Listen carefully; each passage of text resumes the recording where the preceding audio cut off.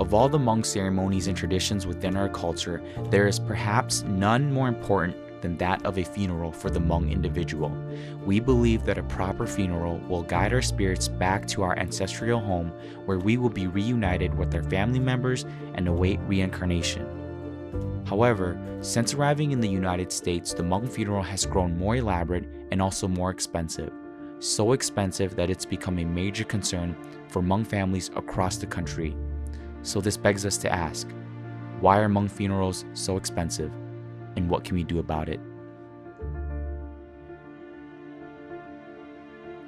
With the rising cost of the Hmong funeral causing large financial burdens and generational debt within the community, the Hmong 18 Council conducted a study in 2017 to break down the costs associated with Hmong funerals to better understand the crippling effect it had on the community, as well as trying to provide a solution to this ever-growing problem. Pe proposal county, Auto City, Tia Pedo Shadow, Nama, Peda proposal, Pe Show, Pe Adia, Pe Sa La Montier, okay, collect your data, shape, or support tao, your town, or Pe Sa minimize cost, a pan, thinning, your teacher, no, Pe Jamon adapt, Pe funeral practice, no, go, you know, in your more consistent, running your teacher, Americano, a got in your minimize cost your burden to family. By surveying 904 community members who were involved in a funeral, what they found was an alarmingly high average cost for a Hmong funeral. However, before we can dive into the cost of a Hmong funeral, it's important for us to understand the fundamental beliefs of Hmong culture. What happens when we die, and why is it important to have a proper Hmong funeral?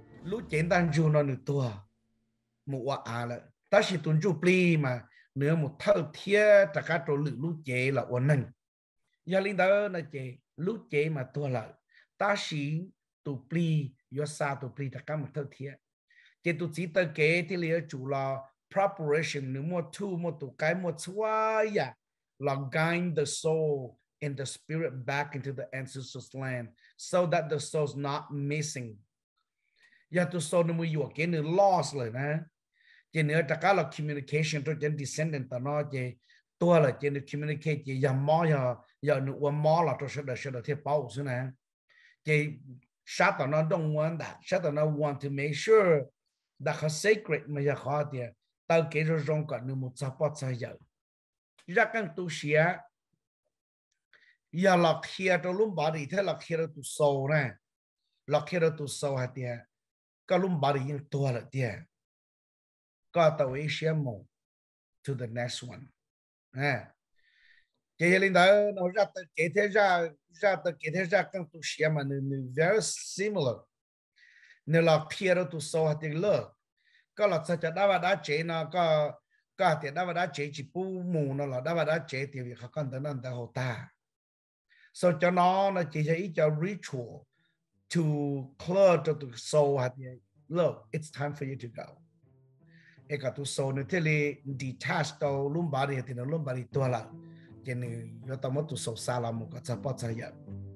After conducting the survey, the data indicated that within the metro area in Minnesota, the average cost of a Hmong funeral was $31,843.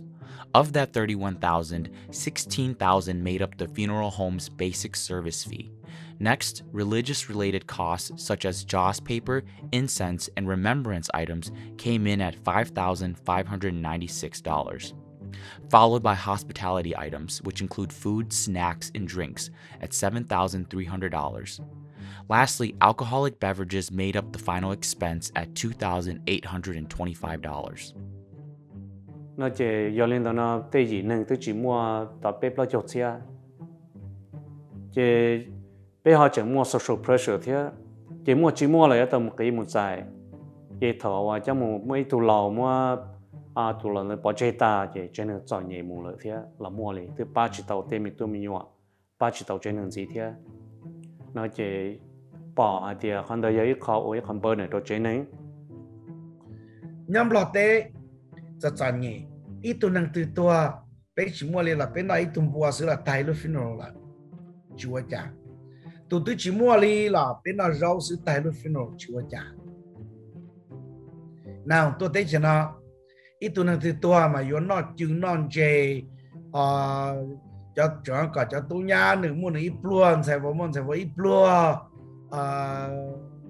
chỉ cho nó chỉ nhiều cho social pressure và ta có hay sẽ được sinh demand lo thế này chỉ cho linh đó nó chỉ cho tôi nhung bộ nó yo chơi nó chứ tôi liu li nó chỉ nó chứ tôi là chỉ tao rô mà tao nó chứ nó chỉ cho nó mà giờ bà cho chia sẽ chia bà cho tụi tôi cái gì in order to reduce costs, we need to go back to the original. To put the situation into perspective, when compared to local funeral homes within a 5-mile radius of the 6 Hmong-owned funeral homes within the metro area, according to the National Funeral Directors Association, the average cost of a non-Hmong funeral was $5,477. The cost of Hmong funerals becomes even more alarming when compared to the median income for a Hmong household. According to the U.S. Census Bureau, the average Hmong household income is $42,942. Contrast that to the average cost of a Hmong funeral, and you can see where this leads to large debt and huge financial strain for grieving families. Nếu chỉ mua chỉ như tao một cái một giải giải cứ tin nên cha là một tổng bang giờ thì nếu mua good credit chỉ nếu qua nuông cái thể trong cái thể chơi là thể chơi một cái bây giờ xong thể là chỉ từ chơi nên chỉ chọn nhảy đi theo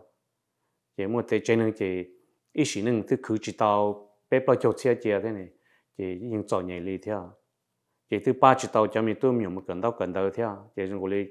con nói bị con mi khó nên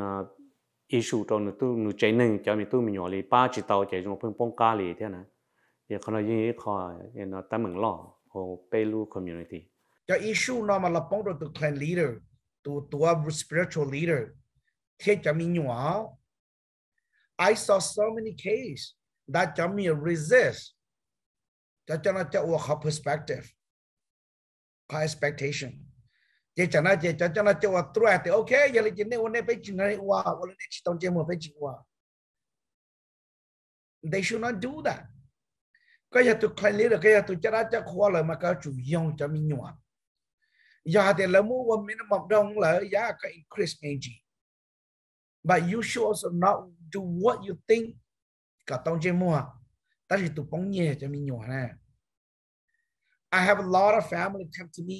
sư phụ bây cho là chỉ bỏ bây giờ cái chân nhị liệu nếu chỉ toa mà lại cả bây tôi cho nhu cầu năng lại cả bây ôm bộ nó ta đây thọ lại thâu lại bây bắt chỉ có là tan nung cái chúng ta bây thể chỉ tôi hiểu bây rồi đi bây giờ sao tôi chỉ thấy họ sao tôi chỉ bao it is sad chỉเขาnói là mình hiểu chân tình dynamic within the clan nữa nó chỉ có culture đó so yeah that's one thing that should have thought out just system they should have blend the Hmong culture same thing in waiting same thing in shaman new one the dynamic in between. With the report being published in 2020 by the Hmong Studies Journal, both Vahua and Saiteng believe that a combinational approach must be taken in order to drive down these ever-rising funeral prices. khó và tung cái yếu cho chỉ lúc xí hơi cả lúc gì sau cả đầu nó và cả chờ nó at least thì因为某些被就是成单抓来呢被打来了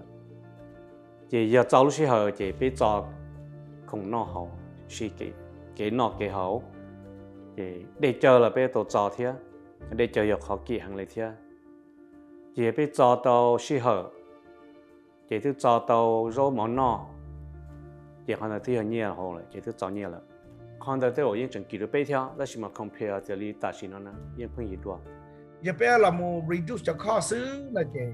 bây giờ là reduce họ bắt cho tiền họ cater food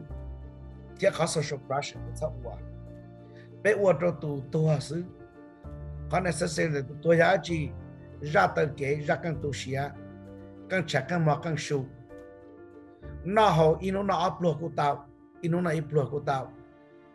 ta chỉ cả bây giờ sao họ để cho nên tao thì bây giờ bán nào tôi chỉ bây là uống upload chia bây giờ bán nào tôi bây mua cho gai chia mỗi cho chợ chia nó chỉ cho nó very additional cost cho chuyện này bên đó chuyện này thế bây giờ mà có pressure thì nên chỉตัวlà mà nên chỉ tu nó hồ tu chỉ tu nhu ít tu nhu là thì ít phải cho áp phá cái chỉ tu nó cho vô chơi là gì chỉ cho nó giờ cho cost bây giờ improve bây giờ culture bây giờ nó practice nó mình gì bây giờ preserve tao cái hopefully thì nhớ lên cho luôn này cái cho chơi lên đó là cái theo bỏ để qua bây giờ nó simple theo nhưng chỉ cho nhau một lý do theo giờ cái nó chỉ bây giờ bây giờ nó xứ này tu họ thì họ sáng một đôi lực khó là nếu muốn nữa thì xem mà bây giờ chừng preserve tao nè muốn tao trong tên cái bảo thì many generations from now thằng đó chúng nó bây giờ lâu nó tàn nè ô dùng lý do là bây giờ culture nó dùng lý do là nè thằng đó nè giờ nhau lên nên nó ta chỉ là sao nè shop bên muốn nhau cho đầu tư sao nè cho bồi dùng lý cố nè